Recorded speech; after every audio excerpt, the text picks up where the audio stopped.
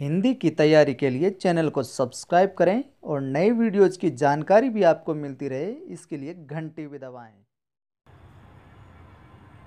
मुनीर बख्श आलम कहीं लिखते हैं कि वक्त की सच्चाइयों को मत चढ़ा तू दार पर, वक्त की सच्चाइयों को मत चढ़ा तू दार पर, रात को दिन और दिन को सब बताना छोड़ दे, झांक कर अपने गिरेबां को ज़रा देख ले तू, दूसरों की ही तरफ उंगली उठाना छोड़ दे। नमस्कार दोस्तों, स्वागत है आपका एक बार फिर से सरयू की जो टेस्ट सीरीज चला रहे हैं उसके भाग 7 में। मैं हूं आपका दोस्त आदि गणेश। वीडियो अच्छा लगे तो आपको ज़्यादा से ज़्यादा शेयर करना है, लाइक करना है और आप हमारे चैनल पर नए हो तो सब्सक्राइब करके घंटे के निशान को भी दबा लें। कई मित्र पूछ रहे थे सर इनकी पीडीएफ कब दोगे, कैसे दोगे। तो पीडीएफ की सूचना आपके लिए ये है कि जितनी भी वीडियो डाले जा चुके हैं और आगे भविष्य में डाले जाएंगे, अगर आप वीडियो देखते हो तो बिल्कुल फ्री है, आपको वीडियो तो देखना ही देखना है, उसमें अलग चीज़ें भी बताई जाती है साथ में। तो वीडियो बिल्कुल फ्री है, सारा मैटर बिल्कुल फ्री मिलेगा। अगर आप पीडीएफ लेना चाहते हो तो वीडियो के आखिर में जो नंबर दिए जाएंगे व्हाट्सअप, उन पे आप मैसेज कर देना, आपको पीडीएफ भेज दी जाएगी। और शुल्क होगा मात्र दिन में 2 कट चाय पी जाते हो उतना सा। कक्षा 11 कक्षा 12, कक्षा 11 का 2 कट चाय पी जाते उतने और वही उतना ही कक्षा 12 का। साथ ही आपको मनोविज्ञान की सीरीज़ भी पीडीएफ भी बन जाएगी, तो वो भी उपलब्ध करवा दी जाएगी। तो वीडियो के आखिर में जो नंबर दिए जाएंगे उन पे मैसेज करना और पेटीएम के द्वारा 5-10 रुपये इतना सा चार्ज है वो आप दे देना, आपको पीडीएफ दे दी जाएगी।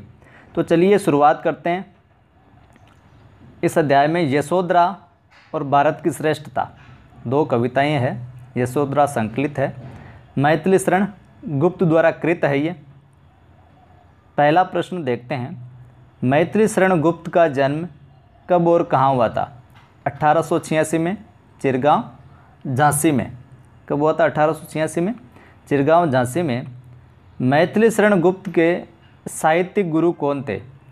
महावीर प्रसाद द्विवेदी। वहीं आगे हम बात करें तो सरस्वती पत्रिका में गुप्त जी की सबसे पहले कौन सी कविता प्रकाशित हुई थी? हेमंत 1905 में प्रकाशित हुई थी।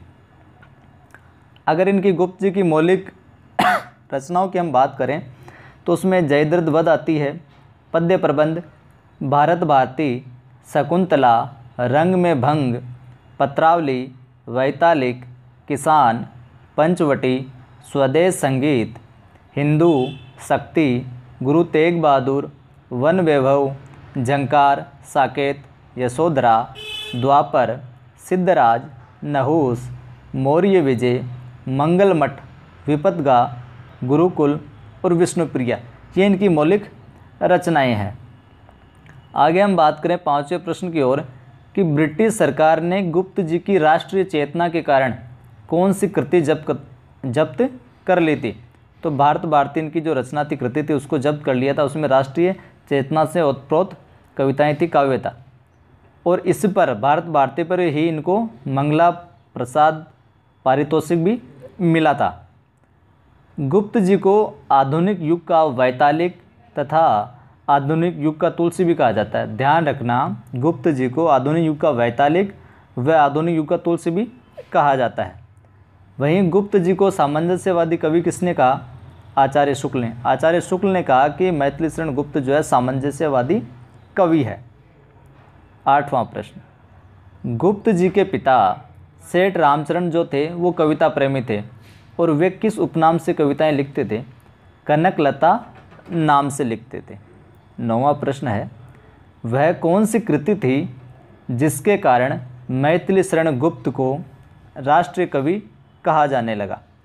तो भारत भारती वह कृति थी जिसके कारण गुप्त जी को राष्ट्रीय कवि की उपाधि मिली, इस रूप में जाना जाने लगा। यशोधरा के पुत्र का क्या नाम था? राहुल। और यशोधरा को किस बात का बहुत दुख हुआ था कि जो उनके पति हैं वो उसे बिना बताए चले गए? इस बात को उन्हें बड़ा दुख हुआ कि वो बता कर जाते तो कोई बात नहीं थी। भारत की श्रेष्ठता काव्यांश गुप्त जी के किस काव्य से लिया गया? भारत भारती से लिया गया है। 13वां प्रश्न है, मैथिली शरण गुप्त का प्रथम काव्य संग्रह कौन सा है? सबसे पहला वो है रंग में भंग। नयन उन्हें निष्ठुर कहते हैं में उन्हें जो सर्वनाम है ये किसके लिए प्रयोग हुआ है? गौतम बुद्ध के लिए। गौतम बुद्ध वन में किस प्रयोजन से गए थे? सिद्धि हेतु, सिद्धि प्राप्त करने हेतु वन में गए थे। सिद्धि हेतु स्वामी गए, ये गौरव की बात, ये पंक्ति किसकी है? यशोधरा की है। यशोधरा कथन है ये। अयोध्या में, माफ़ कीजिएगा, अध्याय में भूलोक का गौरव और प्रकृति का पुण्य स्थल किसे बताया गया? भारत को। पाठ के अंदर भारत को भूलोक का गौरव और प्रकृति का पुण्य स्थल कहा गया, बताया गया है। 18 नंबर देखिए, भारत की श्रेष्ठता कविता में मुख्य भाव क्या मिलता है? भारत की श्रेष्ठता जो कविता, उसमें राष्ट्रीयता का भाव है जो हमें देखने को प्रखर रूप में परिलक्षित होते हैं, मिलता है। यशोधरा कृति का काव्य रूप क्या है? यशोधरा जो कृति है उसका काव्य रूप क्या है? ये एक खंड काव्य है। 20वां और आखिरी प्रश्न है, प्रियतम को प्राणों के पण में हमी भेज देती है रण में। पंक्ति में हमी कौन है?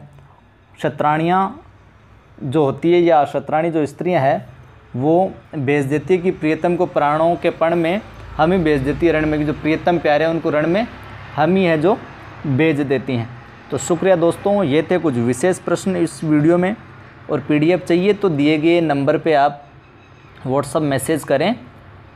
और हमारी तरफ से तो चार्ज है बिल्कुल 1-2 चाय जितना समझो आप, 5-10 रुपये, आगे आपकी इच्छा।